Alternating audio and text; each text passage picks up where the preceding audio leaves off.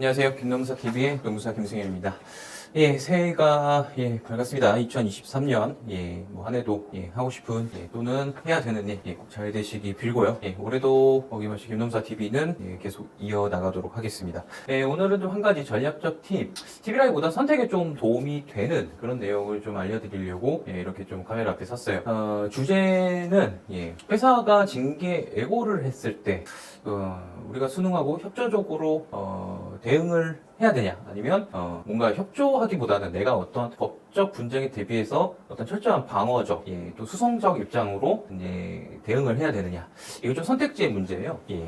이 문제에 대해서 좀 논의하고 선택에 좀 도움이 되는 방향으로 가보도록 하겠습니다. 왜 이 문제가 좀 관심 있고 중요한 문제냐면, 선택을 잘못하시는 분들 생각보다 많아요. 잘못한다는 거는 그러니까 수세적으로 대응을 하지 말아야 될 수도 있는데 그렇게 대응을 하셨다 잘못된 케이스, 또는 굉장히 협조적으로 대응을 하면 절대 안 되는 케이스인데 협조를 열심히 하시다가 징계를 되돌릴 수 없게 되는 케이스, 뭐 그런 케이스들이 좀 보이기 때문에 이렇게 설명을 드립니다.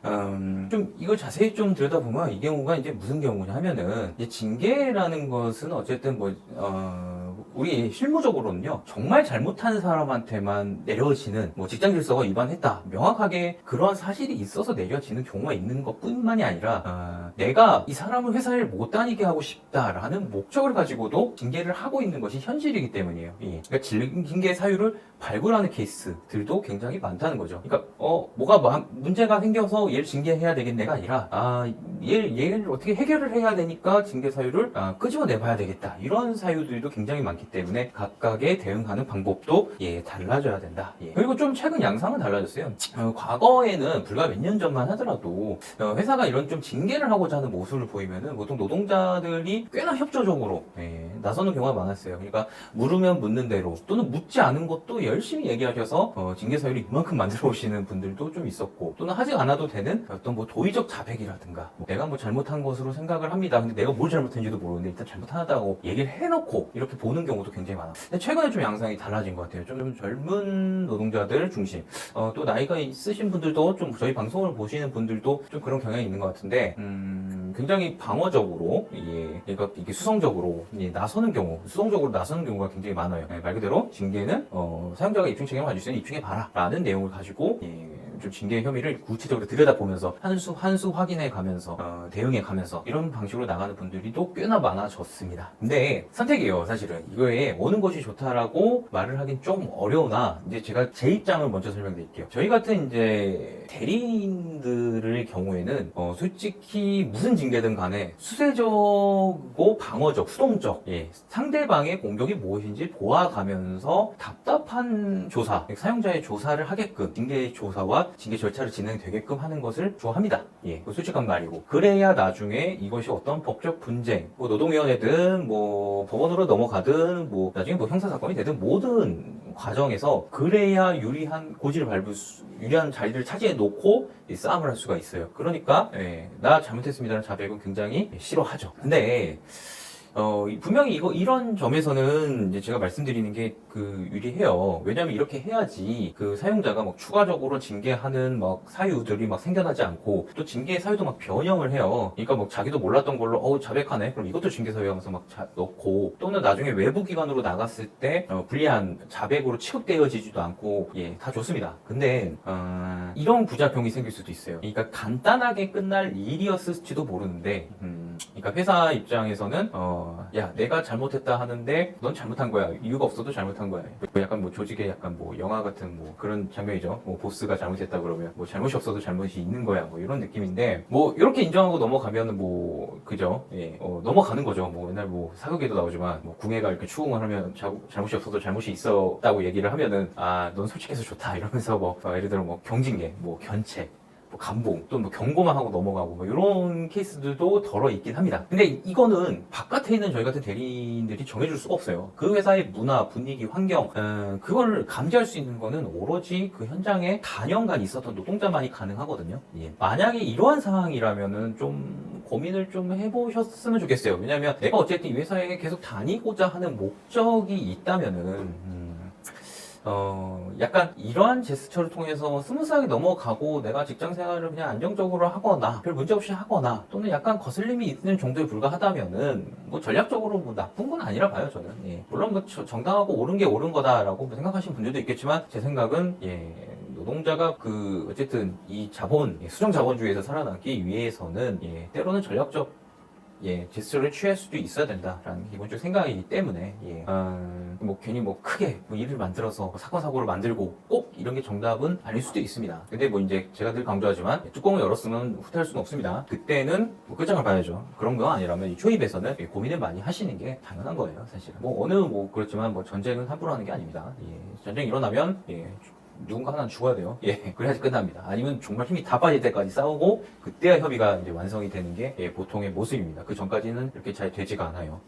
그래서 제가 오늘 좀 끝으로 이제 정리를 좀 해드릴게요. 그럼 도대체 어느 때에 수세적, 방어적 자세를 취해서 징계 혐의를 하나하나 물어나오면서 방어를 하는 게 좋냐? 이거에 대해서 조금 열거적으로 좀 설명을 좀 해드리는데 이거는 물론 열거하지만 예시적인 겁니다. 이 외에도 결국 종합적 판단을 해야 되겠지만 그래도 참고에 좀 도움이 되시라. 이렇게 설명으로 좀 드릴게요. 일단은 뭐 징계라는 게 여러분들에 대한 공고사직을 같이 띄는 형식이라면 너 나가라 라는 공고사직을 한 뒤에 징계라면은 절대적으로 수동적, 방어적 자세로 나가야 돼요. 내가 뭘 잘못했어요? 대보세요. 그럼 내가 얘기해 볼게요. 이 자세를 분명하게 유지해 주셔야 됩니다. 이 경우에는. 그 다음에 내가 잘 알지 못하는 사건, 사고에 대한 직장의 괴롭힘 플러스 성희롱. 직장의 괴롭힘 성희롱인데 내가 뭔 얘기인지도 도저히 모르겠던 내용이 들고 나오기 시작한다면은 절대적으로 방어적으로 나서셔야 됩니다. 이건 되게 강조드립니다. 함부로 막 여러 가지 얘기하시면은 대충 무슨 얘기인지 안다 라는 취급을 받기 일쑤입니다. 특히 요즘 판결례를 봤을 때는 이 사건들 같은 경우에 증거가 사실상 피해자의 진술, 일관성 그 자체로 흘러가는 경우가 굉장히 많기 때문에 내가 입을 함부로 얘기를 시작하게 되면은 여러분들이 나중에 그 논리를 깨기도 굉장히 힘듭니다. 그렇기 때문에 절대적으로 이 경우에는 근데 이제 오해하시면 안 돼요. 정말 100번 뒤져봐도 내가 잘못한 게 너무 확실하고 명백해 보인다 라면 열심히 비셔야 됩니다. 그게 나일 수도 있어요. 그 다음에 내가 뭐 평상시에 업무 수행하는 뭐 관행 뭐 예컨대 뭐 우리는 뭐 계약하기 전에 뭐 비용을 집행하고 뭐 계약을 처리하고 그런 관행이 있었는데 갑자기 회사가 이것을 문제 삼기 시작한다 이런 경우에도 잘못을 인정하기보다 이 관행을 설명하시는 것이 더 맞습니다. 이런 경우들이 굉장히 많아요. 평상시에 문제 없는데 문제가 되는 경우도 분명히 있으니까 이런 경우도 방어적으로 나서셔야죠. 그리고 징계 자체의 혐의가 내 징계를 방어하는 데에 관련된 경우 예를 들어 내가 증거 수집을 하거나 또는 내가 뭐 어떤 자료를 수집해서 뭐 방어할 준비를 하는데 거기에 자체로 징계 녹음을 했다는 이유로 징계 뭐 이런 경우에는 말할 것도 없죠. 굉장히 방어적으로 나서야죠. 내가 언제 무엇을 했으니까 내보시면 거기에 대해서 얘기하겠습니다. 이렇게 나서는 것이 현명합니다. 그다음 끝으로 좀 말씀드리고 싶은 거는 늘 자의적 판단을 좀 하지 마시는 거 좀 좋은데 이게 기타 내가 어쨌든 정당한 명분을 가지고 있는 일에 대해서 좀 부당한 공격이다 생각하면은 무조건 이렇게 나가야 되냐? 그건 또 아니에요. 제가 진짜 강조하고 싶은 거. 내가 기준으로 내가 맞다고 생각하지 마시고 좀 주변에 좀 조언을 좀 구해보세요. 그러니까 과연 이 일이 그럴 만한 일인가? 의외로 세상 보는 패턴이 좀 많이 다른 분들이 많이 있어요. 그러니까 내가 보는 거하고 남이 보는 거랑 굉장히 달라요. 그럴 때는 조금 이렇게 조언을 구체적으로 자세히 좀 얻어보시고 그 내용을 가지고 결정을 하시는 것도 굉장히 좋습니다. 인터넷이라는 게 참 좋고도 나쁜 게 모든 정보가 있는 건 사실이에요. 웬만한 정보는 다 있어요. 근데 이 정보를 취득해서 가공해서 나한테 맞춰낼 수 있는가는 다른 문제거든요. 사실 이 부분이 굉장히 좀 미스매치가 나는 경우가 굉장히 많아요. 그러니까 인터넷에 이렇게 하라고 돼 있는데 왜 나는 안 돼? 왜냐면 경우가 다르고 상황이 다르고 시기가 다르고요. 둘 중 하나예요. 내부 환경이 다르거나 외부 환경이 다르거나. 외부 환경이 변했는데 뭐 전략이 막 2000년대 초반 전략을 쓰고 있고 이런 경우도 굉장히 많이 있고요. 예컨대 뭐 서면에 의한 해고 같은 경우도 뭐 이미 바뀐 지 좀 오래예요, 사실은. 서면 아니고 웬만한 거 요즘 거의 노동위원회 같은 거 웬만하면 막 인정해주고 막 이러거든요. 그러니까 뭐 전자문서 웬만하면 인정해주고. 근데 뭐 옛날 거 가지고 와서 내 말이 맞다 이러신 분들도 있는데 맞지 않다 이거죠. 자, 오늘 김남사 TV에서는 좀 전략적 관계 좀 살펴봤고요. 좀 잘 선택 좀 해주셨으면 좋겠어요. 물론 제 입장은 대부분 수동적 방어적으로 임해라 라는 게 입장이지만 잘 판단해 보셔서 이것 좀 잘 잘만 얘기하고 넘어가면 괜찮겠다 싶으면은 이대로 넘어가시는 것도 좋습니다. 결론적으로 정말 큰 사고 문제 일으켰으면 웬만하면 스무스하게 넘어갈 것도 생각해 보셔라. 그게 아니라면 저희 거 잘 보시고 대응하시는 것도 충분히 도움이 될 거다. 이렇게 설명드리겠습니다. 자, 오늘 여기까지 좀 말씀드리고요. 이와 관련해서 뭐 궁금하신 점 있으면은 댓글로 남겨주시고 그다음에 뭐 네이버 카페 이용해 주셔도 되고 카카오톡의 친구 찾기 노무법인 시선을 검색하셔서 친구 찾기로 질문을 올려주시면 됩니다. 좋아요 구독까지 부탁드리고 오늘 여기까지 해서 마치겠습니다. 감사합니다.